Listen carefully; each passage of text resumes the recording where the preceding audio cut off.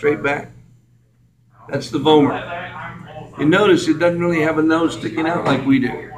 That's because this is cartilage, and it's gone.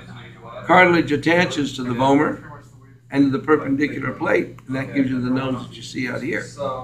When you break your nose, it's usually the cartilage has been moved over. It's really a dislocation, not a break. Because then all we do is we have a little instrument. I stick it up this side, and then I take this side and go line it back up. A little bit of bleeding, but temporal bone. I never expected movies to get something right. And they did that one right. Now, I go here, here, here, here, and here. This, feel right here on yourself, right there. This is the zygomatic process of the temporal bone. This is the external auditory meatus, the hole going into your ear. And this bump behind your ear is the mastoid sinus, or the mastoid process. So you have the zygomatic process of the temporal, you have the external auditory meatus, and you have the mastoid sinus. When I turn them this way, see these two little points? Remember we had the point at the end of the radius and the ulna, the styloid process? This is the styloid process of the temporal bone. Muscles come off of here and go down to the tongue.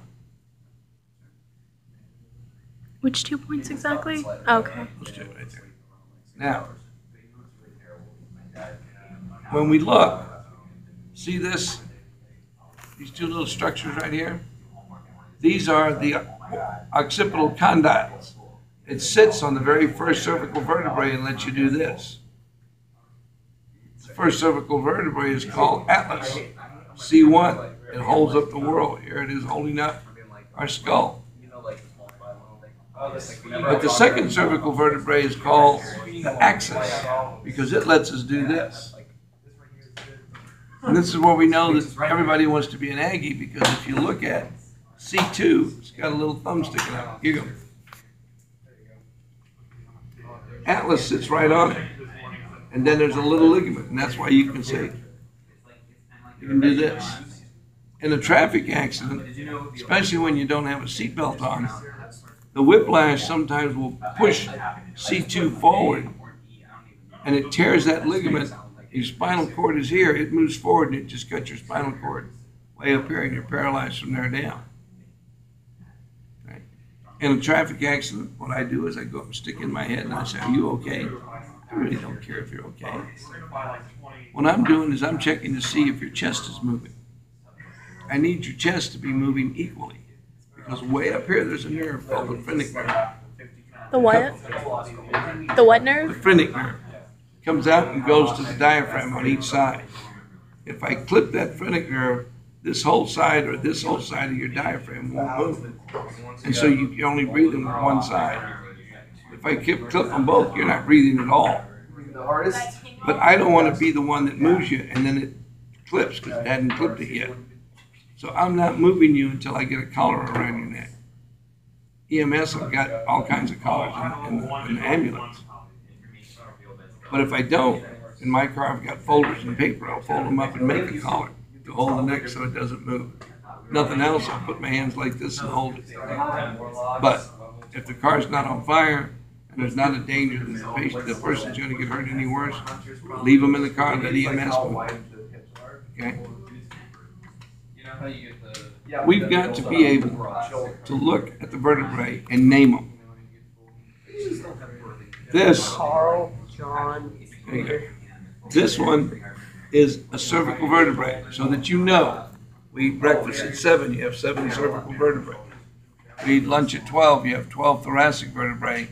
And we eat dinner at 5, you have 5 lumbar vertebrae. 7, 12, and 5.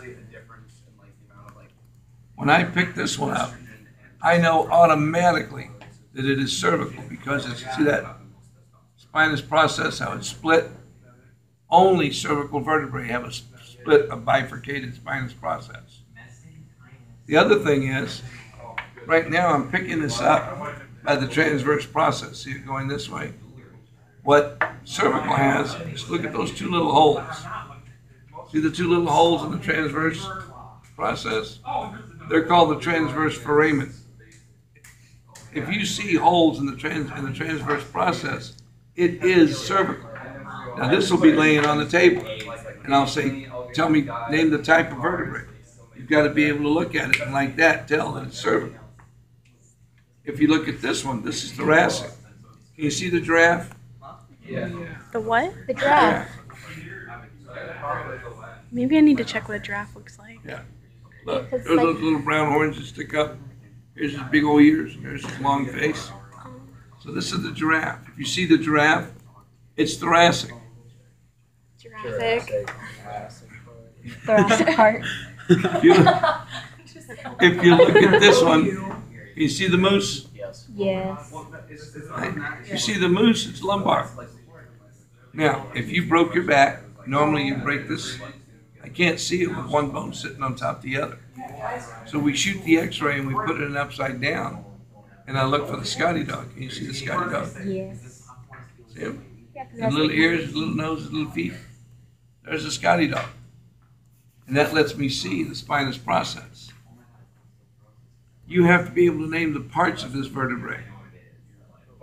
This is the body. We already said that this is the transverse process. This is the spinous process. And that's the vertebral foramen. One of the things that you got to notice is, look at the size of the body of the cervical vertebrae and look at the size of the body on this lumbar vertebrae. The bodies get bigger when I go from top to bottom. C1 doesn't even have a body.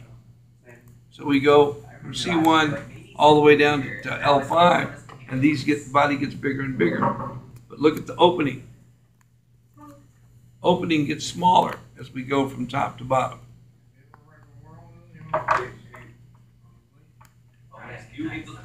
This is the chest plate.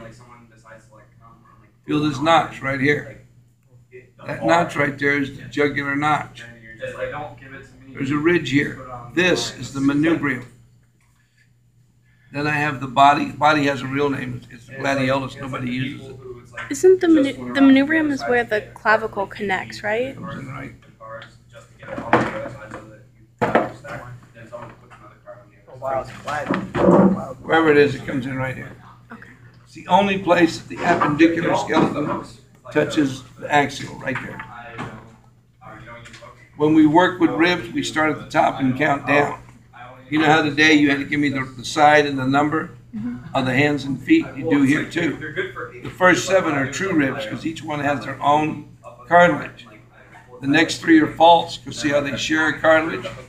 Then I have 2 down here that don't even have cartilage.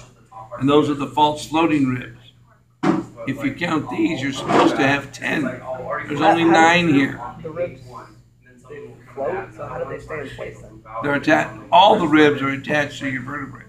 Oh, okay. All ribs are attached to the vertebrae. And then in the front, the first 7 are attached to the sternum. And then the next 5 share, and then the last 2, and the next 3 share, and the last 2 are just, Attached to the vertebrae only. yeah. It creates a problem because if you get a hard enough blow to the back, you can snap them, they'll come forward, and Puncture something? they can puncture the spleen and the liver. But, there you go. After we do the test on Friday, we'll go through this again. Remind me I didn't get to the matter.